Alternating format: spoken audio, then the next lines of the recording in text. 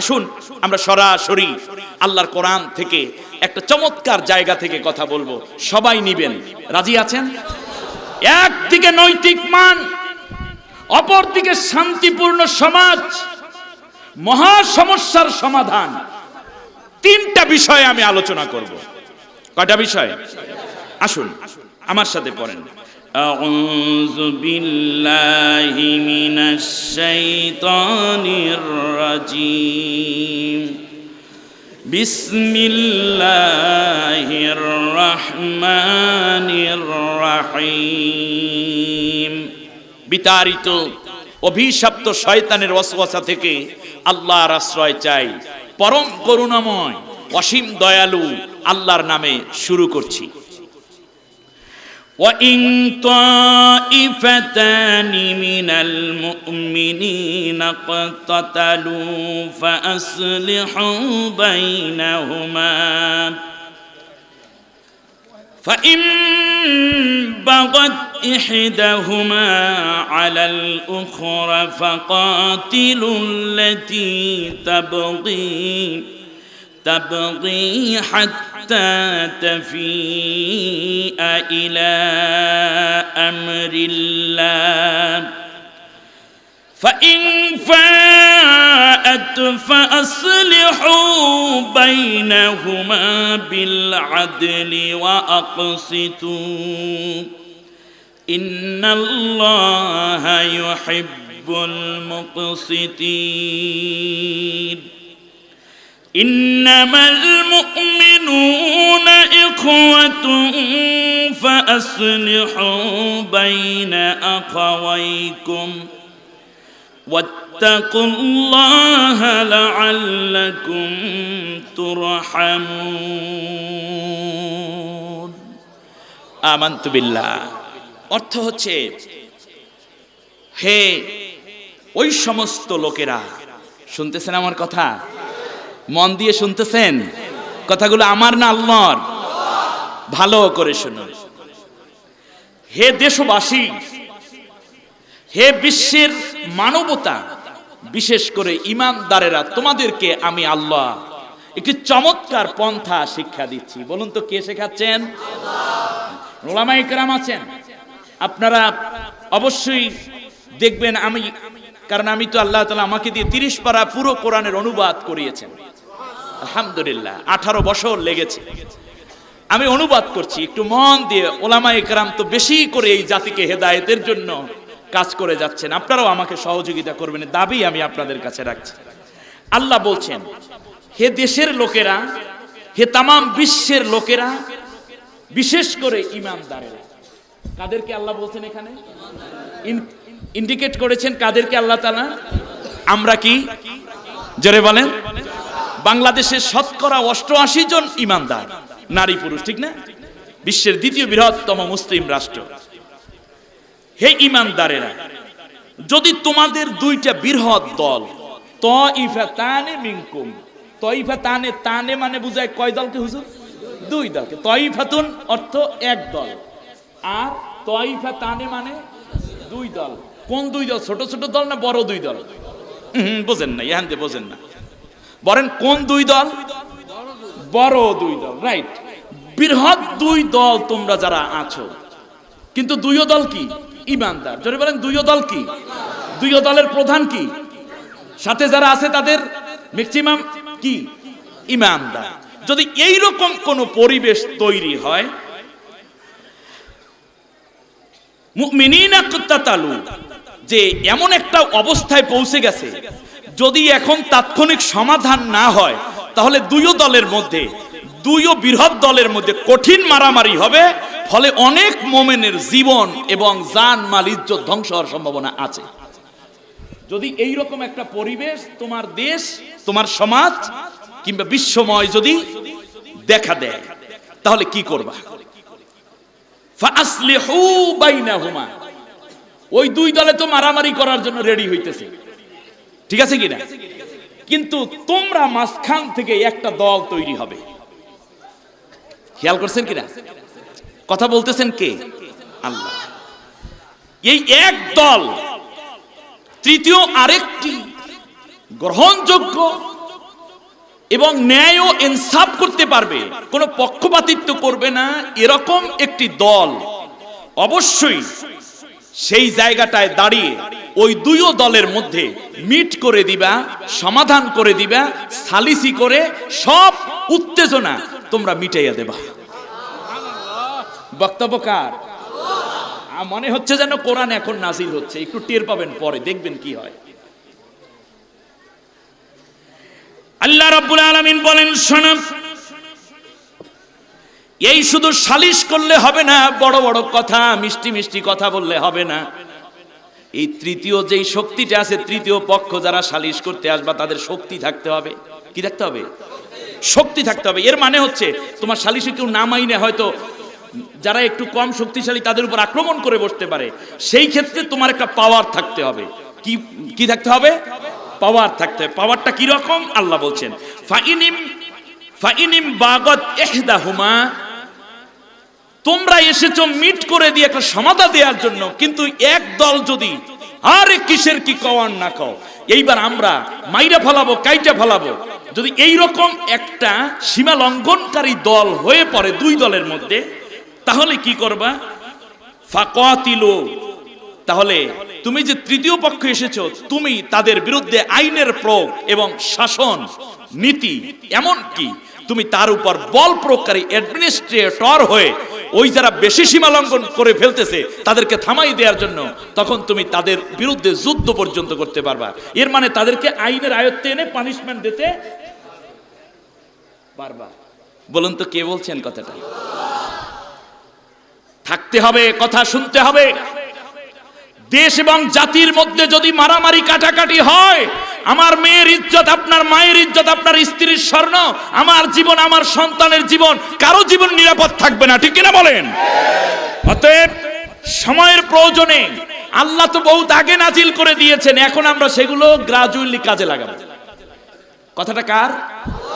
এখন আল্লাহ তাআলা বলছেন, ফাইন ফাআত, যদি দেখো যে যখন তোমরা অপারেশন ক্লিন হার্ট শুরু করেছো, তখন যদি দেখো যে যারা বেশি মোটা ঘাড় ছিল তারা সোজা হয়ে গেছে, তাহলে আর তাদের উপর কোনো আইনের প্রয়োগ করতে যাইও না। সুবহানাল্লাহ দিচ্ছেন। কি চমৎকার আমাদের আল্লাহ, কি চমৎকার আমাদের আল্লাহ।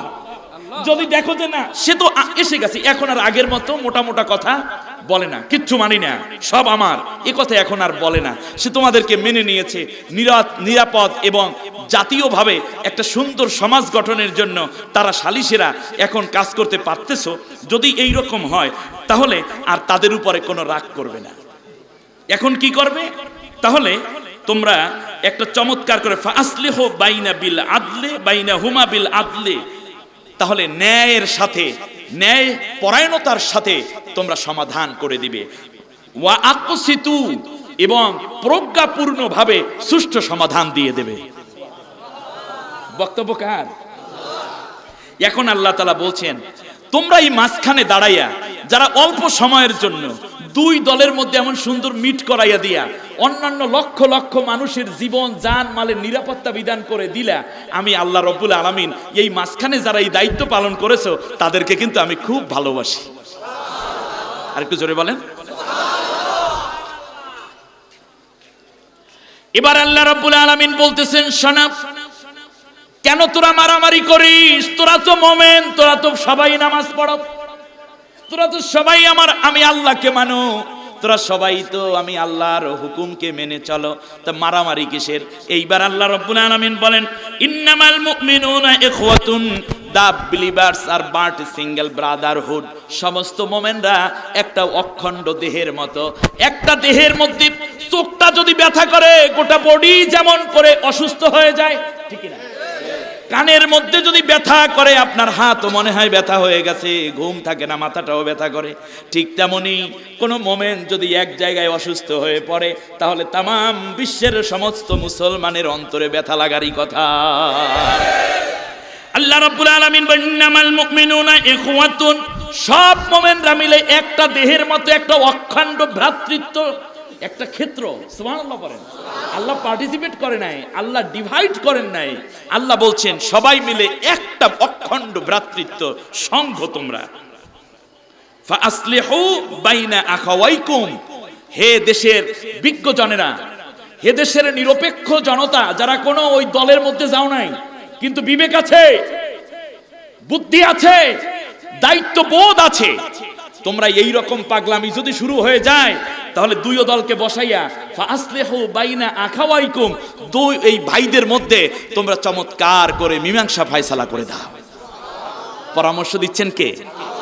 এরপর আল্লাহ বলছেন ওয়াত্তাকুল্লাহ, তো মনে রেখো, মানবীয় দুর্বলতার কারণে কোনো নির্দোষ মানুষকে ঠকাইয়া দিও না, বা কোনো জালেমকে তুমি জালেম নাম দিয়ে, কেউ অন্যায় করেছে কিন্তু এখন একেবারে মিলে যেতে চাচ্ছে, সেই রকম অবস্থা তৈরি হলে আগের বিভিন্ন দোষ দিয়ে তাদের উপর আবার এখন পানিশমেন্ট রাইখা এই হাবিজাবি কাম কইরো না। বরং মনে রাখবা, তোমরা এই ক্ষেত্রে আমি আল্লাহকে ভয় করে চলবা, তাহলে তোমরা ন্যায় বিচার করতে পারবা।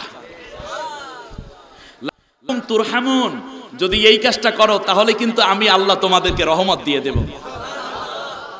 প্রথমে বললেন আমি আল্লাহ ভালোবাসি, পরে বললেন কি? আমি সুবহানাল্লাহ পড়েন।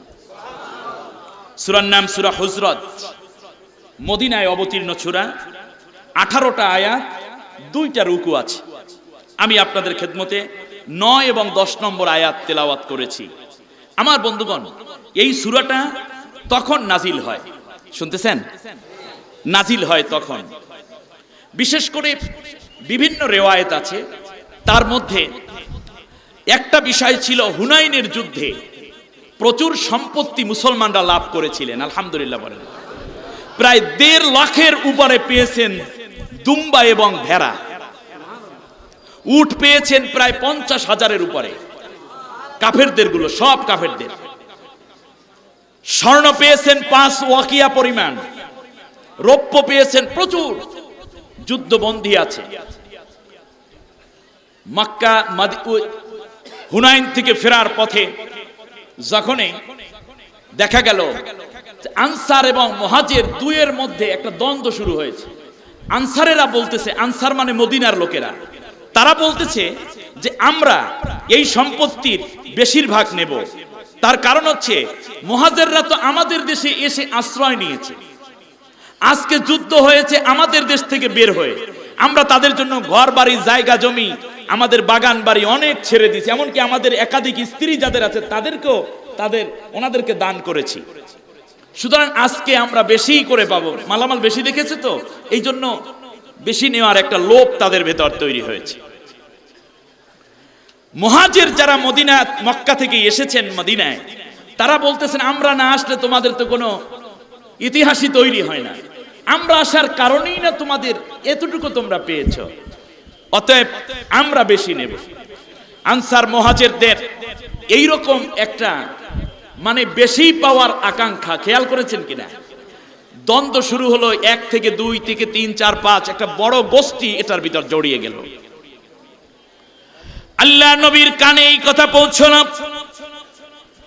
বিশ্বনবী মুহাম্মদুর রাসূলুল্লাহ সাল্লাল্লাহু আলাইহি ওয়াসাল্লাম একটা জায়গায় সাহাবীদেরকে জড়ো করে দিলেন মদিনার উপকণ্ঠে। এখনো মদিনার ভেতর, শহরের ভিতরে প্রবেশ করেন নাই। আল্লাহর নবী বললেন আমার সাহাবীরা সবাই বসে পড়ো। সবাই বসে গেলেন।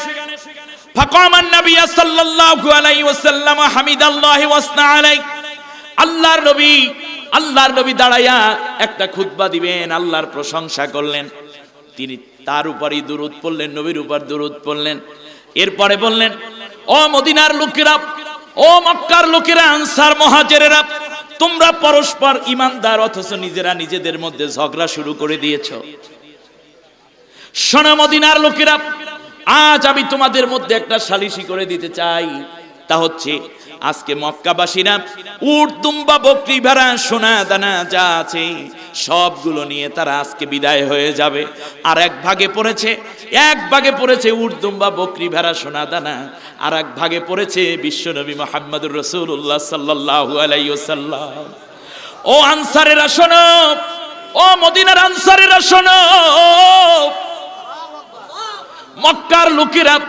মক্কার লোকেরা সোনা দানা নিয়ে খুশি থাকতে চায়। আর আমি যদি বলি বিশ্বনবী মুহাম্মদুর রাসূলুল্লাহ তোমাদের ভাগে পড়েছেন, বলো তো দেখি তোমরা কোনটা নিয়ে সন্তুষ্ট থাকবা? তোমরা আল্লাহর নবীকে ভাগে নিতে চাও নাকি সোনা দানা নিয়ে বিদায় হতে চাও? আল্লাহর নবীর কথা শুনে সমস্ত আনসারেরা চোখের পানি ছেড়ে দিল। আল্লাহর নবীর কাছে দৌড়ে চলে আসলো। কেউ হাতে নবীর হাত নিয়ে বুকের মধ্যে হাত নিয়ে কান্দে, কেউ কপালে চুমু খেয়ে কান্দে, কেউ বিশ্ব নবীকে জড়িয়ে ধরে চোখের পানি ছেড়ে কান্দে আর চিৎকার করে বলল, আমাদের ভাগ্য কত না ভালো, আমাদের ভাগে বিশ্ব নবী মুহাম্মদুর রাসূলুল্লাহ পড়ে গেছে। আমার ভাইয়েরা খেয়াল করুন,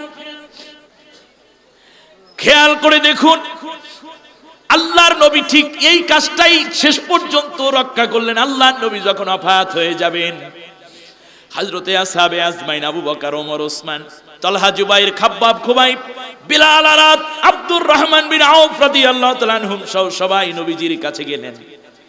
আল্লাহর নবীর শিয়রের পাশে বসে নবীর যখন দেখতে পেলেন তার শারীরিক অবস্থা খুব বেশি খারাপ হয়ে যাচ্ছে, আল্লাহর নবীকে জিজ্ঞেস করলেন, ইয়া রাসূলুল্লাহ, আপনি ওয়াফাতের পরে আপনার দেহ মোবারক আমরা কোথায় দাফন করব, মক্কায় নাকি মদিনায়? আল্লাহর নবী হযরতে ওমর, হযরতে আবু বকর, হযরতে আসহাবে আজমাইনদের হাত ধরলেন, কারণ এরা ছিল মক্কার মুহাজির। সবার হাতের মধ্যে হাত রেখে বললেন, ও আবু বকর, ওমর, ওসমানরা শোনো, মক্কার লোকেরা আমাকে তাড়িয়ে দিয়েছিল, মদিনার মানুষগুলো তাদের বক্ষটা আমার জন্য খুলে দিয়েছে। যেই জায়গায় আমার জন্য নিরাপদ আশ্রয়স্থল হলো, বাকি সময়গুলো আমি তাদের মধ্যেই কাটাতে চাই, তাদের মধ্যে থাকতে চাই। সুতরাং আমার দেহকে তোমরা মক্কা মদিনায় টানাটানি করবা না, আমি যেই জায়গায় ওফাত হয়ে যাই এই জায়গার মধ্যে তোমরা আমাকে দাফন করে দিও। আমার ভাইয়েরা খেয়াল করুন, এইরকম একটা পরিবেশ পরিস্থিতি যখন শুরু হয়ে গেল, মুমিন মুসলমানদের সাথে যখন বিভিন্ন রকম একে অন্যের মধ্যে দোষারোপ চলতেছিল, এমন সময় আল্লাহ রাব্বুল আলামিন সূরাটা নাজিল করে চমৎকার করে বুঝাইয়া দিলেন, দুনিয়ার মানুষেরা শোনো, যদি এই রকম কোনো পরিস্থিতি তৈরি হয় তাহলে স্বাভাবিকভাবেই তোমরা যেই কাজটা করবা তাহলে এই যে তোমরা পরস্পরের মধ্যে চমৎকার করে একটা মীমাংসা করে দিবা। সুবহানাল্লাহ বলেন। কি করে দিবে বলেন? কি করে দিবে? মীমাংসা করে দিবে। আমি পরবর্তীতে আল্লাহ তাআলা ঈমানদারদের মৌলিক 7টা গুণের কথা বলেছেন। সুবহানাল্লাহ বলেন। এর পরের আয়াতগুলোই 7টা গুণ যেগুলো আমাদের মধ্যে নাই, যার কারণে সামাজিক অবক্ষয় আজ মহামারী আকার ধারণ করেছে, যার কারণে আজকে আমাদের নৈতিক পদস্খলন অতল গহ্বরে ডুবে গেছে। মানুষের সাথে মানবীয় আচরণ করছে না। তাহলে এটার নাম কোন সূরা বললাম? বলেন কোন সূরা? সূরা হুজরাত, আয়াত নম্বর কত? 9 এবং 10। তাহলে আমার দিকে তাকান, আমি কয়েকটা কথা জিজ্ঞেস করি, তাহলে আপনারা বুঝে ফেলবেন। বলুন তো দেখি, আল্লাহ তাআলা এই জায়গায় মীমাংসা করতে বলেছেন কাফের আর মুমিনের মধ্যে নাকি মুমিনের মধ্যে? মুমিন এবং মুমিনের মধ্যে। কথা বুঝছেন কিন্তু? এক। দ্বিতীয় প্রশ্ন, এখানে যাদেরকে মাঝখানে এসে নিরাপত্তা বিধান এবং পরস্পরের মধ্যে মীমাংসা করে সুন্দর করে দিতে বলেছেন, সেটা কি অন্য কোন শক্তিকে আসতে বলছেন নাকি এই মুমিনদের মধ্য থেকেই একটা শ্রেণী তৈরি হতে আল্লাহ বলেছেন? মুমিনদের মধ্যে। এবার আমি আপনাদের কাছে 2টা বিষয় উপস্থাপন করব কোরআনের আলোকে। কথাটা কার বলেন? কথাটা কার? আল্লাহর। এই আল্লাহর কথার মধ্যেই শান্তি, এর বাইরে গেলেই কিন্তু অসুবিধা আমাদের, ঠিক না? বলুন, বিশ্বে মরলিপনা করার জন্য, শুনুন, বিশ্ব মরলিপনা করার জন্য মুসলমান রাষ্ট্র বাজে, মুসলমান কাফের রাষ্ট্র বাজে, মাঝখানে সালিশি করার জন্য মুসলমানদের সত্যিকার অর্থে একটি ভালো বড় মুসলিম জাতিসংঘ আছে কি? অথচ আল্লাহ এখানে ইশারা করছেন, আল্লাহ এখানে দারুণ ইশারা করছেন যে তোমাদের মধ্যে একটি শক্তিশালী নিরপেক্ষ দল থাকবে, কোন জায়গায় ভেজাল লাগলে এই ঈমানদারেরা গিয়ে ওই ঈমানদারদের মধ্যে ফয়সালা করে দিবে। আজ জাতিসংঘ তো জাতের সঙ্গে পরিণত হয়েছে, ঠিক না বলেন?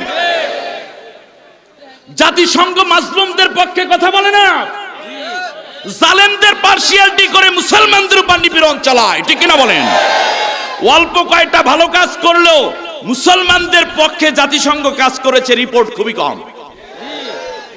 অতএব আল্লাহ রাব্বুল আলামিনের এই আয়াত থেকে আমরা একটা জিনিস বের করতে পারলাম, সেটা হচ্ছে মুসলমানদের একটা জাতিসংঘ থাকবে, তারা দুইটা কাজ করবে। এক নম্বর হচ্ছে মুসলমান রাষ্ট্র আবার মুসলমান রাষ্ট্র, এই দুইটার মধ্যে যদি মারামারি বাজে, যেমন ইরাক, ইরান, সৌদি আরব, কুয়েত, কাতার, বাহরাইন, এই রকম যদি বাজে, তাহলে মাঝখানে এসে মীমাংসা ফায়সালা করে দিবে একটা সংঘ থাকবে, সেটার নাম হবে কি? মুসলিম জাতিসংঘ। জোরে বলেন, মুসলিম জাতিসংঘ।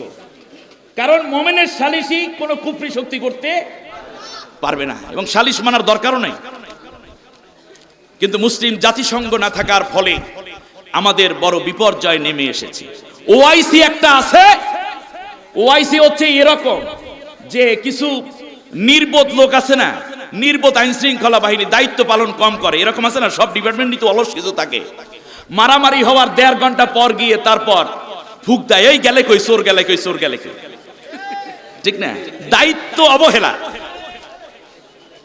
ওআইসি মানে হচ্ছে ও আইসি, ঠিক আছে কিনা? ও আইসি, আমি আসছি এখন। এদিকে মুসলিম তাম বিশ্ব জুড়ে আজ নিপীড়িত, অত্যাচারিত, মাজলুম হয়ে যাচ্ছে। এ গেল একটা দিক। দ্বিতীয় হচ্ছে এটা আন্তর্জাতিক। জোরে বলেন, এটা কি? তাহলে আমি মনে করি বিশ্বের দ্বিতীয় বৃহত্তম মুসলিম রাষ্ট্র হিসাবে বর্তমান সরকারের মাননীয় প্রধানমন্ত্রী, আমি মনে করি এই দায়িত্ব পালনের ক্ষেত্রে অন্যান্যদের পাশাপাশি তিনিও দায়িত্ব পালন করতে পারেন। একটি মুসলিম জাতিসংঘ হবে, মুদ্রানীতিও এক হবে, এক রাষ্ট্র আর এক রাষ্ট্রের সাথে দারুণভাবে কোঅপারেশন করবে, একে অন্যের প্রতি ভালোবাসা এবং মায়া প্রদর্শন করবে। কোন রকম ভেজাল লাগলে সাথে সাথে ওই জায়গায় জাতিসংঘ যেমন বিভিন্ন জায়গায় সৈনিক পাঠায়, ঠিক ওই জাতিসংঘ মুসলিম রাষ্ট্রের মধ্যে ভেজাল লাগলে মাঝখানে এসে চমৎকার করে মীমাংসা করে দিবে। এই প্রস্তাবের পক্ষে যারা আছেন তারা হা বলুন, জোরে বলেন, হা বলুন, চমৎকার করে বলুন, হা। চমৎকার কথা। আমি জানি না বিশ্বের মুসলমানদের কানে এই কথা যাবে কিনা। আর এই প্রস্তাবের বিপক্ষে যারা আছেন তারা না বলুন। বিপক্ষে আছেন কেউ নেই? আল্লাহ আমাদেরকে কবুল করুন, বলেন আমিন। এখন গেল তো বাইরেরটা, এবার ভিতরেও তো বাজে। ভিতরে কি বাজে না? ক্ষমতার জন্য বাজে, অর্থের জন্য বাজে, সমাজে প্রতিষ্ঠিত হওয়ার জন্য একে অন্যের দ্বন্দ্ব এরকম দেখা দিতে পারে কিনা বলেন? আজকে আমি যেই জায়গাটাতে কথা বলছি সেটা হচ্ছে দুই দল, তাইফাতানে মিনকুম। হে ঈমানদারেরা, তোমাদের মধ্যে দুইটি বৃহৎ দল। তাইফাতুন মানে ছোট দল না, কিন্তু জোরে বলুন, কোন দল? বড় দল। একেবারে নিকট থেকে বলি, আমাদের দেশেও দুইটা বড় দল আছে, ঠিক কিনা বলেন? ব্যাস, যদি এইরকম অবস্থা দেখা দেয় যে দুইও দল কেউ কাউকে ছাড়তে চায় না, কেউ কাউকে কোনো ছাড় দিতে রাজি না, বলেন কথাটা কার? কথাটা বুঝাইতে পারতেছি না আমি, কথাটা কার? আল্লাহ রাব্বুল আলামিন বলেছেন, আল্লাহ তাআলা নিজে বলেছেন। আল্লাহু আকবার। এর চেয়ে বড় কথা আর হতে পারে? আমাদের জন্য কি দরকার, আমাদের জন্য কোনটা মঙ্গলময়, এই কথা সবচেয়ে ভালো জানেন কে? খেয়াল করে দেখুন, আল্লাহ তাআলা কত জানেন, আল্লাহ কত জানেন। জ্ঞানীরা একটু ভাবুন, এই পৃথিবীতে মানুষ তৈরি হয়েছে আজ থেকে নিয়ে 300 কোটি বছর আগে। কত আগে? 300 কোটি বছর আগে। 300 বছর? 3000 বছর? 30 লাখ বছর? না, কত বছর? 300 কোটি বছর আগে।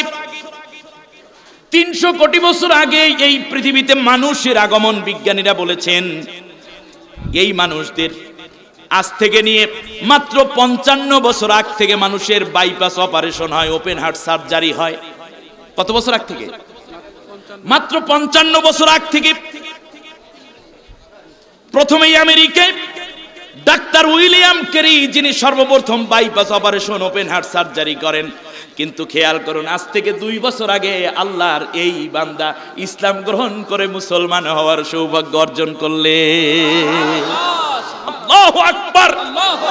কারণ তিনি জানতে চেয়েছিলেন what is the difference between Muslims heart and another religious hearts, যে মুসলমান এবং অন্য ধর্মাবলম্বীদের হার্টের মধ্যে পার্থক্য কি।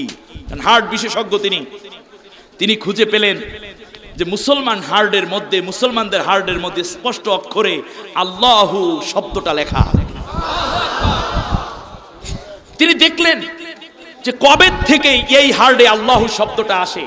মোমেন যখন মুসলমান সন্তান জন্ম হয় তখন তার ডান কানে আল্লাহু আকবার আজান, বাম কানে ইকামত আল্লাহু আকবার। এই আল্লাহ শব্দটি তার কর্ণকুহর থেকে হার্টের মধ্যে গিয়ে লেগে যায়। এ গ্রাজুয়ালি ডেভেলপ হয় মানুষ, আর আস্তে আস্তে আস্তে আস্তে করে হার্টের মধ্যে আল্লাহ শব্দটা স্পষ্ট হতে থাকে। তিনি সব কয়েকটা ধর্মের পেশেন্ট পেলেন, রোগী পেলেন, তাদেরকে ওটিতে শুয়ে দিয়ে তারপর যে কাজটি করলেন, হার্ট বরাবরে তিনি একটা মেশিন সেট করে তারপর ভেতরে নিয়ে গেলেন। গিয়ে তিনি যে কাজটি করলেন যে দেখতেছি মুসলমান হার্টের মধ্যে পার্থক্য কি। অন্যান্য ধর্মাবলম্বী যারা, তাদের সবাইকে তিনি বললেন যে শোনো, তোমরা আমার দিকে তাকান, আমার দিকে, তোমরা তোমাদের প্রভুদেরকে ডাকো, তোমাদের সৃষ্টিকর্তাকে ডাকো, কারণ এটাই তোমাদের হয়তোবা শেষ সুযোগ হতে পারে।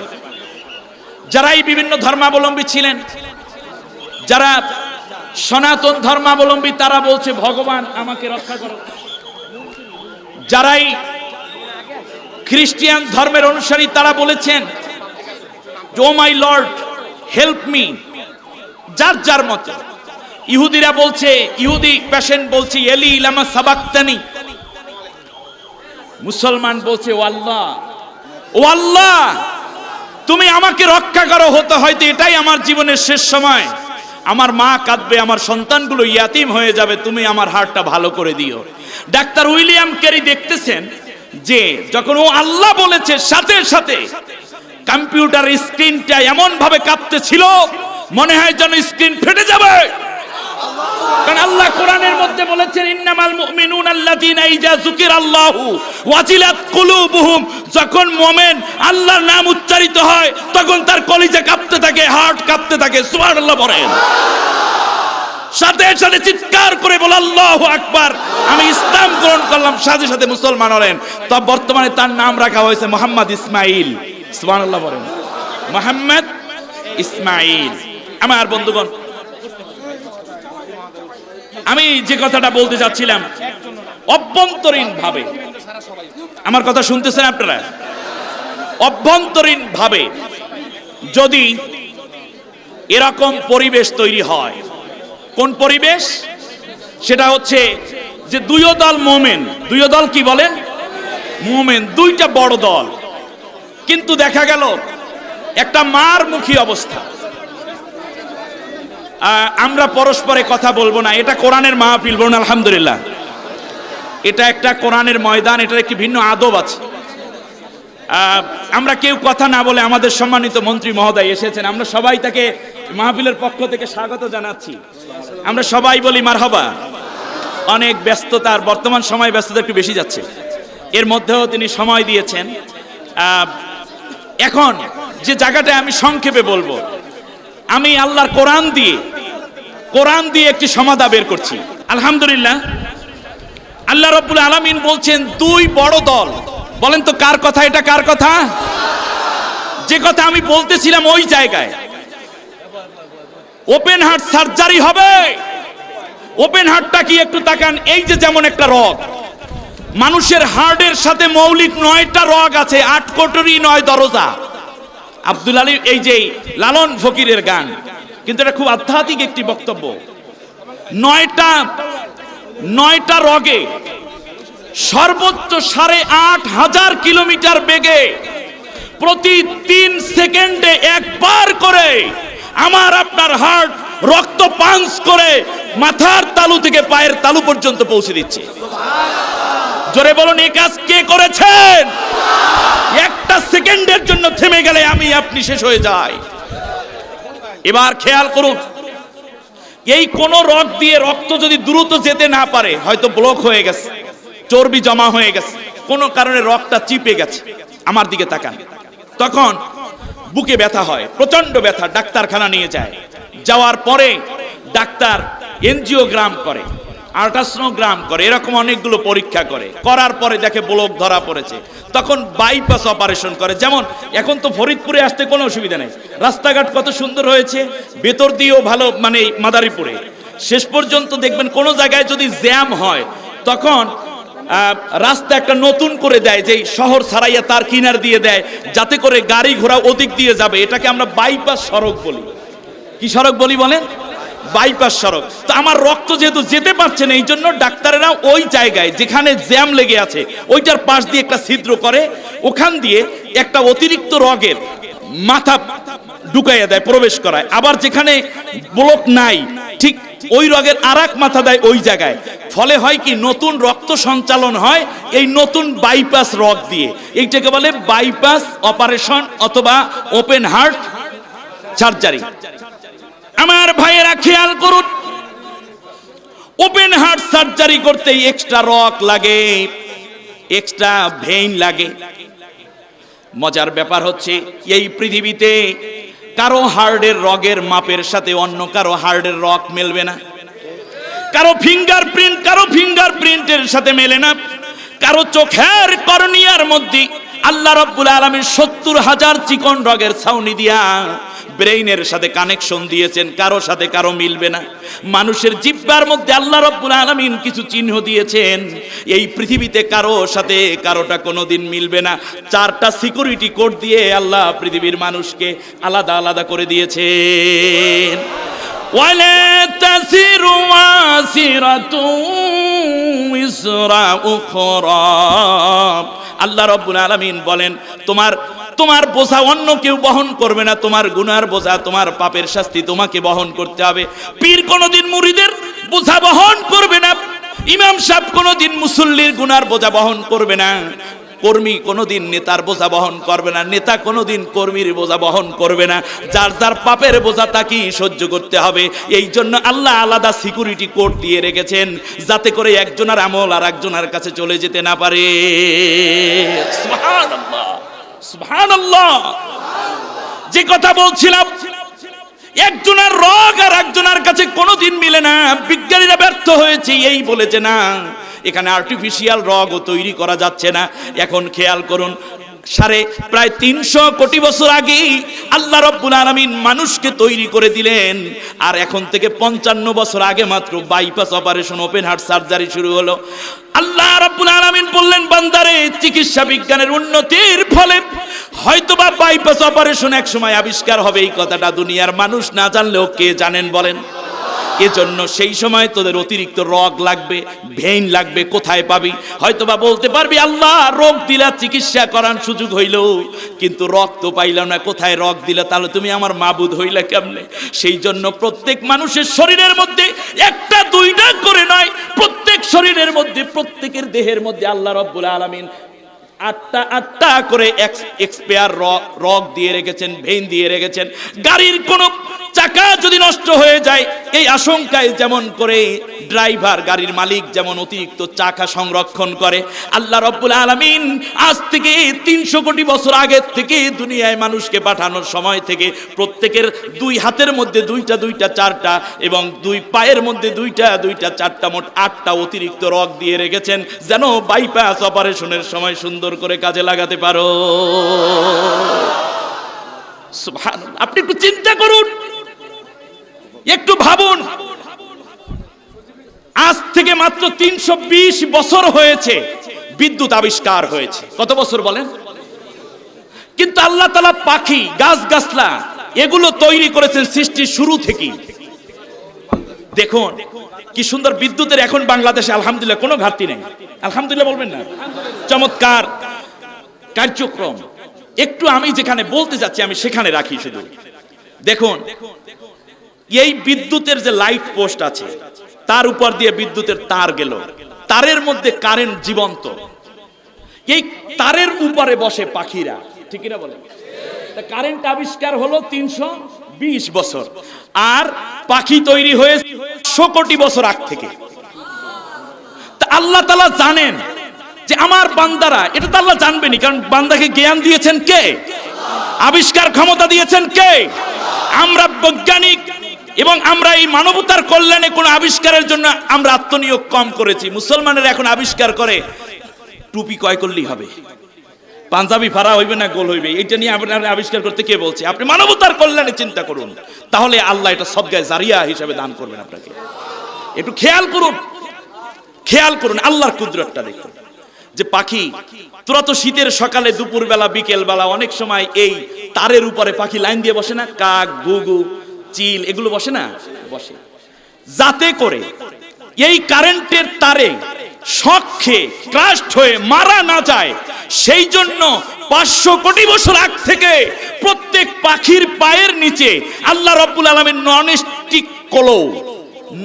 স্টিক কোলো নামের এক প্রকার স্পঞ্জ জাতীয় অতিরিক্ত চামড়া দিয়ে রেখেছেন, যার মধ্যে রক্তের কোনো সংযোগ নাই। আর একটু জোরে বলবেন না সুবহানাল্লাহ? এজন্যই তো যারা কারেন্টের কাজ করে, ইলেকট্রিশিয়ান যারা, দেখবেন জুতা পরে নেয় যাতে করে সে শক না খায়। তাহলে 500 কোটি বছর আগে পাখিকে বাঁচানো লাগবে, সেই আল্লাহ ব্যবস্থা বুঝলেন। 300 কোটি বছর আগে বুঝলেন মানুষের ওপেন হার্ট সার্জারির ঔষধ লাগবে। মায়ের গর্ভে থাকতে অক্সিজেন, দেখুন মায়ের গর্ভে থেকে অক্সিজেন নিয়েছি, কার্বন ডাই অক্সাইড ত্যাগ করেছি, খাবার নিয়েছি, পানিও নিয়েছি, আবার এগুলো ত্যাগ করেছি। এই 4টা কাজ একটা অঙ্গ দিয়ে আল্লাহ করিয়ে দিয়েছেন, যার নাম নাভিস্থল।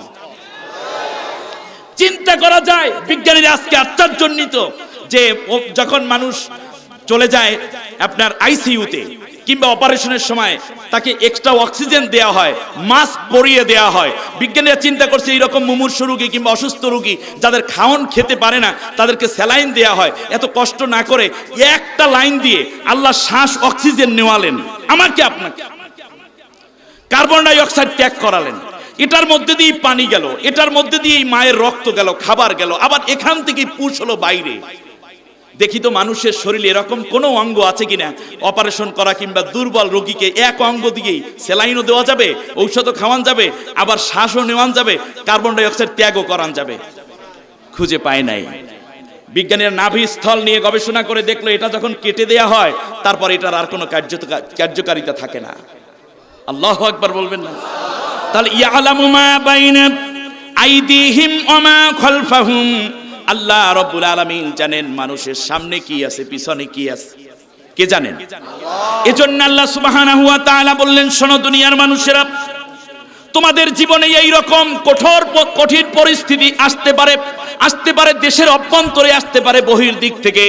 বহিরের জন্য তোমরা একটা আলাদা সঙ্গ তৈরি করো, শুধু মুসলমানরা যেখানে থাকবা সমাধা দেবে মুসলমানেরা। আর দেশের মধ্যে অভ্যন্তরীণ ভাবে যদি দুইটা বৃহৎ দল, তাইফাতানে মিনকুম, আলেম ওলামা আছে না, তাইফাতানে অর্থ কি?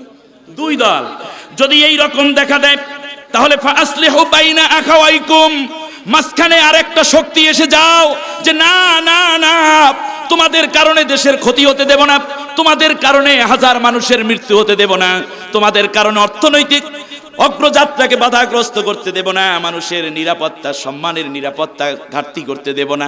এই জন্য তোমরা চলে আসো। তবে তোমাদের এই কথাগুলো কেউ যদি প্রস্তাব না নেয়, তাদের বিরুদ্ধে তোমরা যেন অ্যাকশনে যেতে পারো, এতটুকু ক্ষমতা, এতটুকু সুপ্রিম পাওয়ার তোমাদের অর্জন করতে হবে এবং রাষ্ট্র থেকে তাদেরকে এতটুকু দিতে হবে, যার ফলে দেখা যাবে কেউ যদি এরপরেও ঘাড়তারা হয়, প্রয়োজনে তাদের বিরুদ্ধে তোমরা যাবে।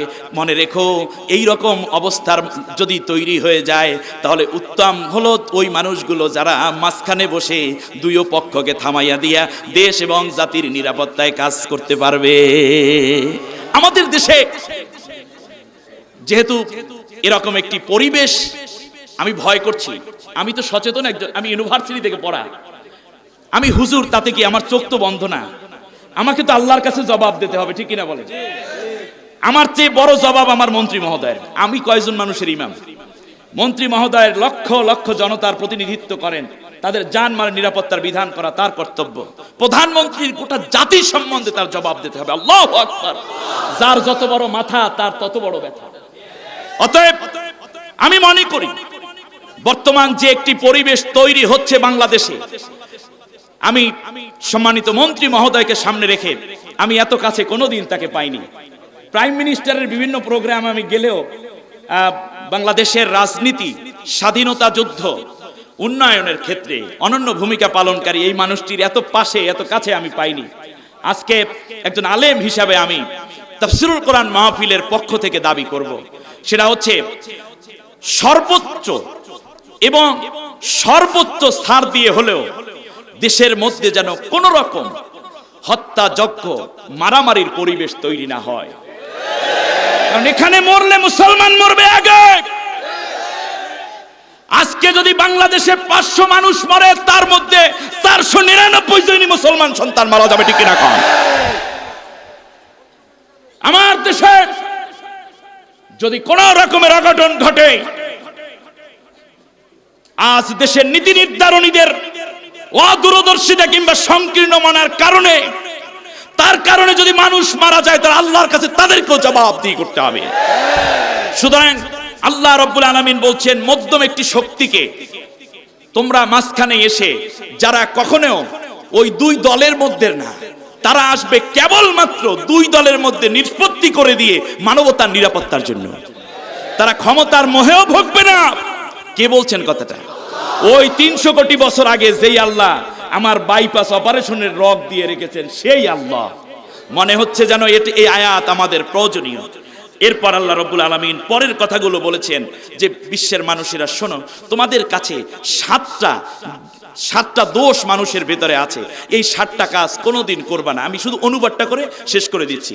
মন্ত্রী মহোদয়কে আগে দেব না, আমি কথা সবটা শেষ করব। এই 10-15 মিনিট। জি আলহামদুলিল্লাহ। আমি কয়দিন আগে একটা প্রোগ্রামে গেলাম, যাওয়ার পরে উপজেলা চেয়ারম্যান আসছে। এখন উপজেলা চেয়ারম্যান পাশে বসেছেন এরকমই ভদ্র মায়ের সন্তান। ভদ্র মানুষগুলো কশ্চিন কালো অভদ্র আচরণ জানেও না, করতেও পারে না। কিন্তু সমস্যা হয়ে গেছে তার সাইন্সেদেরকে নিয়ে। প্রত্যেক এমপি, মন্ত্রী, উপজেলা চেয়ারম্যান, ভাইস চেয়ারম্যান, এদের কিছু কি থাকে, এদের জ্বালায় বাঁচলাম না।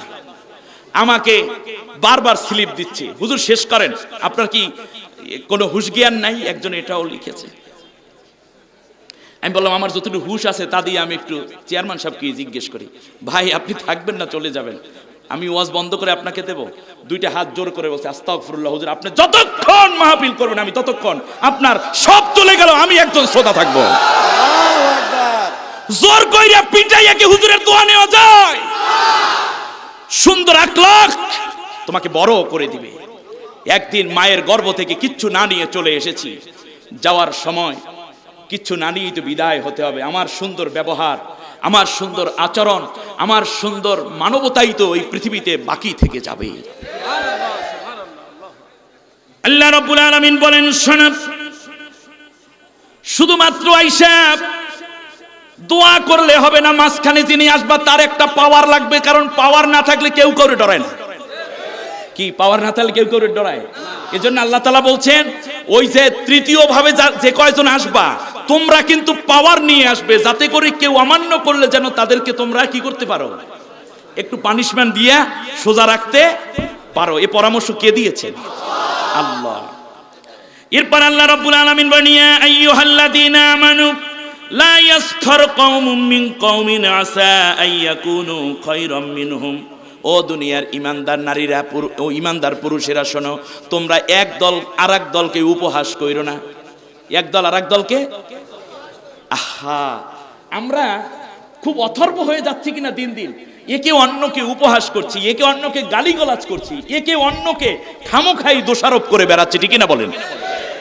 একজন সম্মানিত মানুষ, প্রাইম মিনিস্টার, মন্ত্রী, ডিসি, এসপি, পুলিশ, র্যাব, গোয়েন্দা, টিওনো, এমনি করে করে যারা দেশ জাতির নিরাপত্তা এবং কল্যাণে কাজ করেন, মানুষগুলো সম্মানিত নাকি কম, বেশি সম্মানিত না কম সম্মানিত? দেখা যায় তাদের বিরুদ্ধে যখন কথা বলে একেবারে মনে হয় যেন উনি দেশের সবকিছু আর ওনটা কিচ্ছু বোঝে না। এরকম কাজ আমাদের করা উচিত নয়। হযরত মুসা আলাইহিস সালাম ফিরাউনের দরবারে, শুনুন, আমি কোন ব্যক্তি কিংবা গোষ্ঠীর দালালি করি না, আমি আল্লাহর কোরআনের দালালি করি। শুনুন, মুসা আলাইহিস সালামের মতো নবী ফিরাউনের দরবারে যাবে, আল্লাহ রাব্বুল আলামিন এবার শিখাইয়া দিলেন, ও মুসা ওয়াকুল লাহু কাওলাল লাইয়ানা। যাবে কার কাছে? ফিরাউনের কাছে। কত বড় খুনি, সন্ত্রাসী এক শাসক। নবী যাচ্ছেন, যাওয়ার সময় বললেন, তুমি ওখানে গিয়ে মুসার ফিরাউনের সাথে তুমি অত্যন্ত সর্বোচ্চ ভদ্রচিত ভাষায় কথা বলবে। সুবহানাল্লাহ বলতে ইচ্ছা হয় না? সর্বোচ্চ ভদ্রচিত ভাষায় কথা বলবে। আল্লাহ নবীকে শেখাচ্ছেন। সুবহানাল্লাহ। অতএব আপনার প্রতিপক্ষ হোক কোন ব্যক্তি, কোন গোষ্ঠী, সে হিন্দু হোক, বৌদ্ধ হোক, খ্রিস্টান হোক, নিজেরা তো নাই, অন্য ধর্মের লোক হলেও আপনি তাকে বকা দিতে পারেন না, কটাক্ষ করতে পারেন না, আপনি তাকে হেয় প্রতিপন্ন করার অধিকার আল্লাহ আপনাকে দেন নাই। তার কারণ তিনি আল্লাহর গোলাম। তাকে কে তৈরি করেছেন? মসজিদে নববীর কিনার দিয়ে এক ইহুদির লাশ নিয়ে ইহুদিদেরকে কবর দেয়া হয়, কবরে নিয়ে যাওয়া হচ্ছে। রাসূল সাল্লাল্লাহু আলাইহি ওয়াসাল্লাম দাঁড়িয়ে গেলেন। সাহাবীরা বললেন, ইয়া রাসূল, এটা তো ইহুদির লাশ। আল্লাহর নবী বললেন, তুমি ইহুদির লাশ বলতেছো, সে যে মানুষ, তা কি বলবে না? এটা হচ্ছে ইসলামের শিক্ষা। আমি সংক্ষেপে যে কথা বলছি, অতএব আপনার বক্তব্যের দ্বারা যেন কেউ ল্যাংরা হয়ে গেছে, খোরা হয়ে গেছে, ওরে দিয়ে কাজ হবে না, ও তো আস্তা বসা, এ ধরনের বক্তব্য দিলে আল্লাহ তাআলা পছন্দ করেন। আমরা এই ধরনের কথা বলবো। আসা আইয়াকুনু খায়রাম মিনহুম, এমনও হতে পারে তুমি যাকে হেয় প্রতিপন্ন করছো, উপহাস করছো, আমি আল্লাহর কাছে ওই মানুষটি তোমার চাইতে সেরা। আল্লাহু আকবার। আল্লাহর কাছে কে প্রিয়, কে ভালো জানেন? আল্লাহ ভালো জানেন। অতএব আপনি কশ্চিন কালেও অন্যকে তুচ্ছ জ্ঞান করবেন না। আবু বকর, হযরতে ওমর এবং বেলাল রাদিয়াল্লাহু তাআলা আনহুর সাথে কথার কাটাকাটি হচ্ছে। সংক্ষেপে হযরতে ওমর রাদিয়াল্লাহু তাআলা আনহুকে ওমর রাদিয়াল্লাহু তাআলা আনহু বেলালকে লক্ষ্য করে কথার এক ফাঁকে বললেন, ইয়া ওয়ালাদা উম্মিল আসাদ, হে কালো মায়ের সন্তান, হে কালো মায়ের। আমাদের দেশে যেই গালিগালাজ করে, এই তুলনায় এটা কোনো গালি হলো? দেখুন, এই কথাটা সাহাবীদের কানে গেল, সাহাবীরা কষ্ট পেলেন। নবীজির কাছে যখন কথা পৌঁছে গেল, সাথে সাথে আল্লাহর নবী বললেন, ওমর কোথায় তুমি? ওমর আসলেন, যে তুমি ইসলাম গ্রহণ করে মুসলমান হয়েছো, কিন্তু তোমার মুখ থেকে জাহিলিয়াতের দুর্গন্ধ এখনো যায় নাই। দেখুন ইসলাম কি চায় আপনার কাছে। ওমরের বুঝতে দেরি নাই, মসজিদে নববীর সিঁড়ির মধ্যে চিত হয়ে শুয়ে কান্না জুড়ে দিয়েছে। সাহাবীরা বললেন, কি হয়েছে তোমার? বলল যে যেই মুখ দিয়ে কালো মায়ের সন্তানকে গালি দিয়েছি, সেই কালো মায়ের কালো সন্তান কালো পা দিয়ে যতক্ষণ পর্যন্ত আমাকে লাথি না মারবে এই মুখের মধ্যে, ততক্ষণ পর্যন্ত আমি এখান থেকে চলে যাব না। এর মানে মাফ করতে হবে বেলালকে। বেলাল রাদিয়াল্লাহু তাআলা আনহু চলে আসলেন, হাত ধরে উঠাইয়া বুকের মধ্যে টেনে দুই ঠোঁটের মধ্যে একটা চুমু খেয়ে বলছেন, ওমর তুমি ছিলে বিশ্বের সবচেয়ে বড় দুর্ধর্ষ সন্ত্রাসী। তুমি নবীকে হত্যা করতে একদিন গিয়েছিলে, আর একদিন তুমি সেই নবীর চেহারা, কালেমা সবগুলো শুনে দেখে তুমি মুসলমান হয়েছো। ওমর, এই মুখে কোনোদিন আমার পা মানায় না। আমি আমার মুখ দিয়ে তোমাকে দোয়া করে দিলাম, আল্লাহ যেন তোমাকে জান্নাতের সর্বোচ্চ দরজাটা দান করে দেন। আল্লাহু আকবার। আপনি কাকে উপহাস করছেন? শুধু আল্লাহর গোলাম। ওয়ালা নিসাউম মিন নিসাইন, কোন নারীও যেন কোন নারীকে তুচ্ছ না করে। মেয়ের পুত্রবধূকে অনেক শাশুড়িরা তুচ্ছ করে, হ্যাঁ তোমার বাবার বাড়িতে কিছুই নেই। আবার এখান থেকে অনেকে বলে যে আরে আমাকে খরাতির কাছেই বিয়া দিয়েছে, এটা কেন হলো? এরকম কথা বলবেন না, এরকম কথা বলবেন না, এরকম কথা বলবেন না। ব্যক্তি পরিবার থেকে নিয়ে রাষ্ট্রীয় পর্যায় পর্যন্ত, কারণ রাষ্ট্র যারা চালায় তাদের ছোট্ট একটা গালি কর্মীদের মধ্যে এটা আমল হয়ে দাঁড়ায়। বলেন কি হয়ে যায়? গালি দেওয়াটা আমল হয়ে যায়। আর যদি একটা ক্ষমা বলে, তাহলে সাথে সাথে সব কর্মীরা ক্ষমা করতে শিখে। এজন্য রাজনীতি এক প্রকার সদগায় জারিয়ার কাজ, যদি সেটা ভালো পথে হয়। আবার এটা গুনায় জারিয়ার কাজ, যদি নষ্ট কিছু করে। অতএব সুন্দর কথাগুলোই হোক, আমাদের প্রত্যয় বলি আমিন। আসা আইয়াকুন্না খায়রাম মিনহুন্না, হতে পারে হে নারী তুমি অন্যকে গালি দিচ্ছ, তোমার চেয়ে ওই নারীটা উত্তম। ওয়ালা তালমিজু আনফুসাকুম, তোমরা একে অন্যের দোষান্বেষণ করে বেরিও না। আমাদের সমাজে দোষী মানুষ তো নাই, নির্দোষ মানুষের দোষ তালাশ করে, ঠিক না বলেন? নির্দোষ মানুষকে দোষী সাব্যস্ত করার চেয়ে বড় গুনাহ কি আছে? দোষীকে দোষী বলুন, তাও আল্লাহ বলছেন যদি একটা ছোট্ট দোষ ঢেকে রাখো, আল্লাহ কিয়ামতের দিন তোমার বড় একটা দোষ ঢেকে রাখবেন।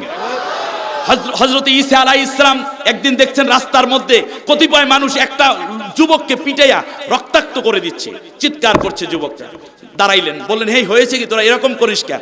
কয় ও জিনা করেছে এই জন্য রে পিটাই। বলেন তো কি করেছে? জিনা করেছে এজন্য পিটাই। হযরত ঈসা আলাইহিস সালাম বললেন আচ্ছা তোমরা তাকে পিটাবে, তবে আমার একটা কথা আছে, সেটা হচ্ছে এই দোষে যে দুষ্ট নও। কথা শুনছেন কিনা? এই দোষ যার ভিতরে নাই সেই কেবল এই লোকটাকে মারো। সাথে সাথে সব যুবকরা লাঠিগুলো ফেলে দিয়ে চলে গেল। এর মানে আপনার ভিতরে হাজার দোষ, আপনার ভিতরে হাজার মানবীয়তা বিরোধী অপরাধ, আপনার ভিতরে সম্পদ লুণ্ঠনের দোষ, আপনার ভিতরে রয়েছে হাজার রকমের অন্যায় এবং দুষ্কৃতি, আর আপনি অন্যকে দোষী সাব্যস্ত করে সেখানে আপনি নিজে উঁচু হবেন, এটা কিন্তু হতে পারে না। এজন্য আল্লাহ বলছেন কারো দোষান্বেষণ করে বেরিও না। এরপর আল্লাহ রাব্বুল আলামিন বলতেছেন দুনিয়ার মানুষেরা শোনো, বিসাল ওয়ালা তানাবাযু বিল আলকাব, মানুষের দোষ খোঁজার জন্য গোয়েন্দাগিরি কইরে বেড়াই না। নিজের দোষের শেষ নাই, অন্যের দোষের জন্য কান পেতে, ওত পেতে, আড়ি পেতে থেকো না।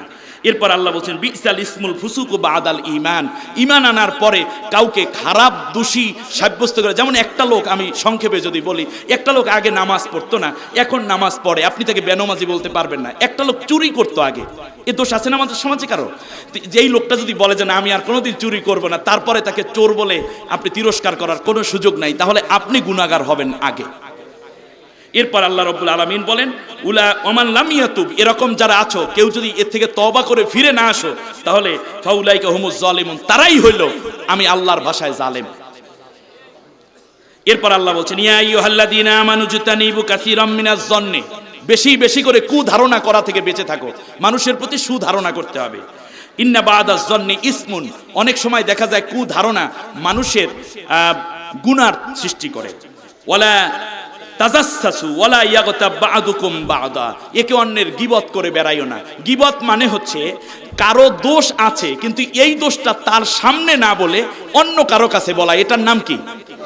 গীবত। গীবত হচ্ছে আসাদ্দু মিনাজ জিনা, জিনার চাইতেও জঘন্য। শুধু তাই না, আল্লাহ তাআলা বলছেন আইয়ুহিব্বু আহাদুকুম আইয়াকুলা লাহমা আকিহি মাইতা, তোমরা কি তোমাদের মরা ভাইয়ের গোশত খাওয়া পছন্দ করো? এর মানে কারো দোষ পিছনে পিছনে বলে বেড়ানো, এটা হচ্ছে আপন মরা ভাইয়ের গোশত খাওয়ার সমান অপরাধ। নাউজুবিল্লাহ পড়েন। হযরতে মাইমুনা রাদিয়াল্লাহু তাআলা আনহা, মারিয়া কিপ্তি রাদিয়াল্লাহু তাআলা আনহা, যিনি ছিলেন হচ্ছে হাবশির নাজ্জাশীর ভাতিজি, ওখানে কিছু মুসলমান হিজরত করেছিলেন।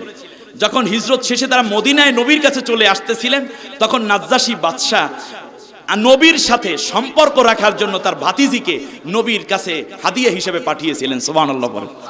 একজন বাদশাহ নাজ্জাশী যখন নবীর বিরুদ্ধে বলতেছিলেন, তখন মুসলমানদের পক্ষ থেকে হযরতে জাফর বিন আবু তালেব রাদিয়াল্লাহু তাআলা আনহু যখন নবীর পক্ষে কথা বলতেছিলেন, তখন কুরাইশ লোকদের মুখ ছোট হয়ে যাচ্ছিল। সরাসরি তাওরাত ইনজিলের বর্ণনা পাওয়ার পরে এই নাজ্জাশী কাঁদতে কাঁদতে চোখের পানি ছেড়ে নিচে পড়ে যাচ্ছিলেন আর বলতেছিলেন আমি যদি তাকে পাইতাম লাগাসালতু আন কদামাইহি বিয়াদি, তাহলে আমি নাজ্জাশী বাদশাহ আমি মুহাম্মদুর রাসূলুল্লাহর হাত মানে পা আমার নিজ হাতে ধোয়াইয়া দিতাম।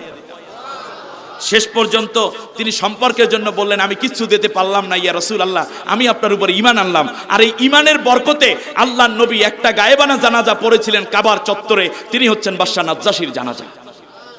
শুনুন, এখানে বললেন যে রাসূল আপনার কাছে যদি আমার এই কন্যাটা থাকে তাহলে কিয়ামতের দিন নাজাতের জন্য কোনো ওসিলা যদি না পাই, আল্লাহ রাব্বুল আলামিনের কাছে চোখের পানি ছেড়ে দিয়ে বলবো আল্লাহ আমার কলিজার টুকরা ভাতিজিকে তোমার নবীর জন্য হাদিয়া দিয়েছিলাম, নবীর সাথে আমার পারিবারিক সম্পর্ক ছিল, এর বরকতে আল্লাহ তুমি আমাকে মাফ করে দাও।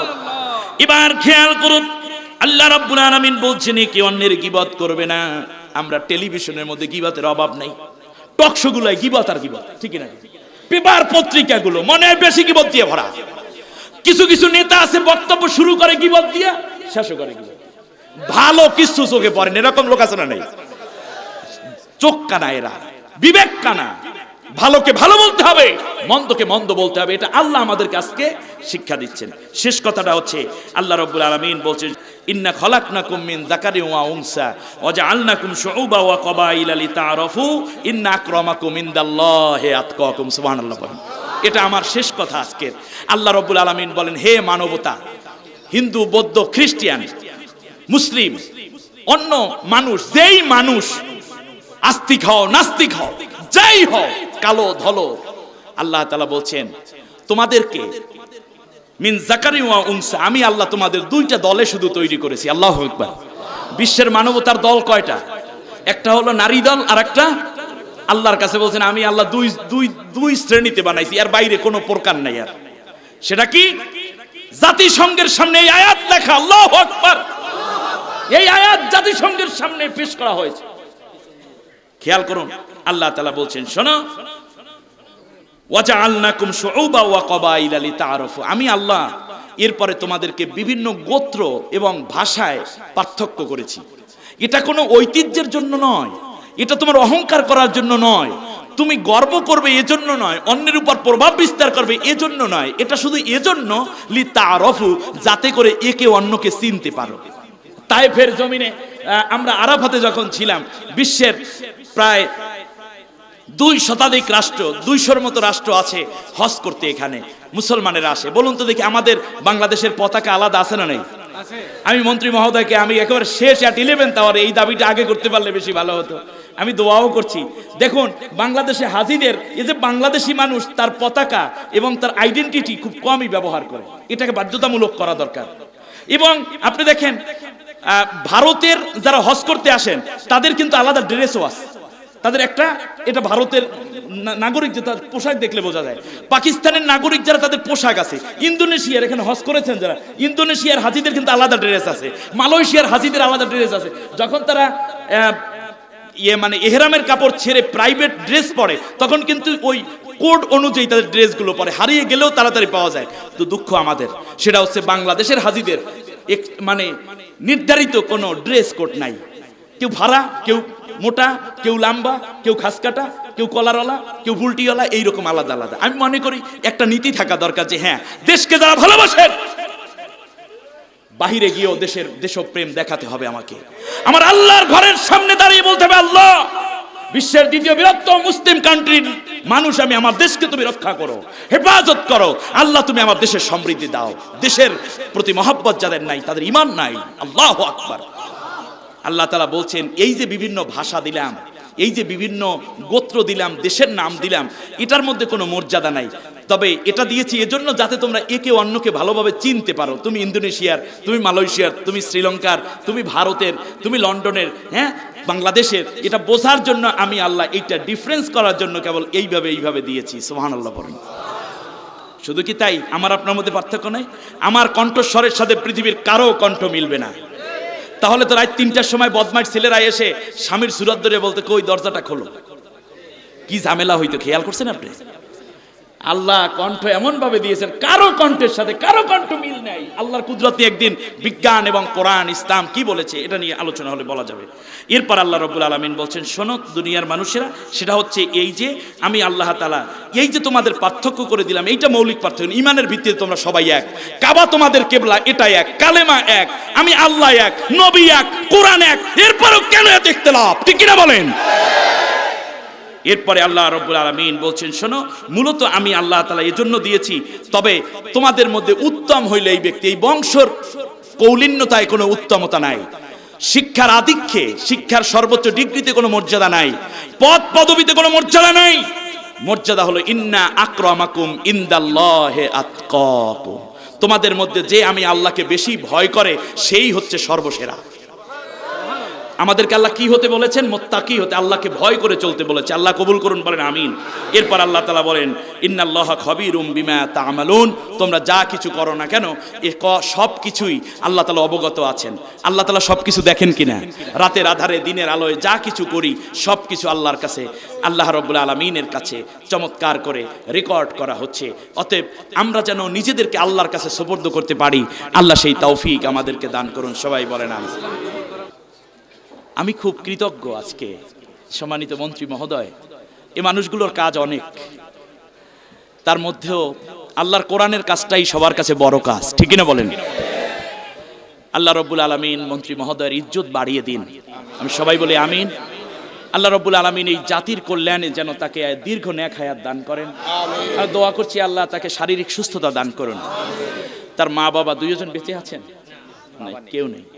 বাবার ছবিটা মাঝে মাঝে বিভিন্ন জায়গায় দেখা যায়। মা আছেন? আহা, সন্তানের সবচেয়ে সাফল্যের দিনে বেশি খুশি হন মা। সন্তান, আমরা তো আলেম মানুষ, আমরা পরীক্ষা দিতে যাই, বা আমি যখন মাহফিলে আসি, আমার মা তাহাজ্জুদ নামাজে মুসাল্লা বিছাই আল্লাহর কাছে চোখের পানি ছেড়ে কাঁদে, আল্লাহ আমার সন্তানটা যেন নিরাপদে ফিরে আসে। বাবাকে হারিয়েছি 1993 সালে, মা বেঁচে আছে। এই পৃথিবীতে মানুষের করে স্বাভাবিক, কিন্তু দোয়া কবুল হবে এই নিশ্চয়তা তো নাই। কিন্তু মায়ের দোয়া, বাবার দোয়া কবুল হওয়ার নিশ্চয়তা আছে। অতএব তার মা বাবা বিদায় হয়েছেন পৃথিবী থেকে, আজকে তিনি কত বড় সম্মানিত একজন মানুষ। মা কত খুশি হতেন, ঘরে আসলে মা কয়ে ডাক দিতে পারছে না। দোয়া করছি আল্লাহ তাআলা তার মা বাবাকে জান্নাতের মেহমান করে নিন। আমি কিছুক্ষণের জন্য আমার ভাইকে মাইক ছেড়ে দিচ্ছি। অত্যন্ত এত কাছের থেকে তার বিনয় এবং নম্রতা দেখে আমি মুগ্ধ। একটু হেসেই কথা বলেন। আল্লাহ রব্বুল আলামিন যেন তাকে রহম করেন এবং তার বক্তব্য আমরা একটু শুনি। এর পরের পর্বটাই হচ্ছে দুইজন অমুসলিমের ইসলাম গ্রহণ। আলহামদুলিল্লাহ পড়েন। আমরা ওই সেশনে যাওয়ার আগে মন্ত্রী মহোদয়ের কিছু কথা না শুনলে কি হয়?